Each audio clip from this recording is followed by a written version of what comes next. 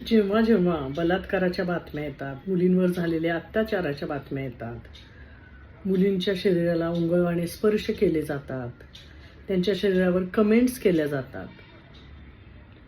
एकूणच काय, जेव्हा जेव्हा मुलींकडे एक किंवा स्त्रीकडे एक भोगवस्तू म्हणून पाहिलं जातं, तेव्हा प्रत्येक वेळी एक वर्ग एक विधान करतो, ते म्हणजे मुलींनी स्वतःला सांभाळायला पाहिजे, मुलींनी स्वतःला सुरक्षित ठेवलं पाहिजे, अंगभर कपडे घातले पाहिजे, जेणेकरून त्यांच्या शरीराकडे अशी विकृत माणसं आकर्षित होणार नाहीत.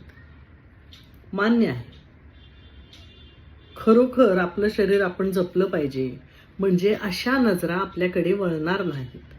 मला सगळं मान्य आहे, पण तरीही मन विषण्ण झाले. मालेगावची बातमी आली जेव्हा 4 वर्षाच्या चिमुरडीवर बलात्कार झाला, त्यावेळी असं वाटलं या मुलीने स्वतःला कसं जपायचं होतं.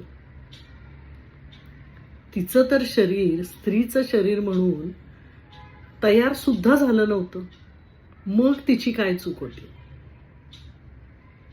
त्या निष्पाप मुलीची एकच चूक होती की तिने मुलगी म्हणून जन्म घेतला, बाकी काही नाही.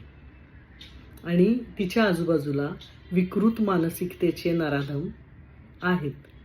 समाजात अजूनही अशी माणसं आहेत ज्यांच्यासाठी अगदी निरागस वयाच्या मुलींपासून वयोवृद्ध स्त्रीपर्यंत प्रत्येक स्त्री फक्त स्त्रीच असते. ते प्रत्येक स्त्रीकडे स्त्री, तिचं शरीर आणि भोगवस्तू या नजरेनीच पाहतात. अशा समाजात स्त्री म्हणून जन्माला येणं हीच मोठी चूक आहे.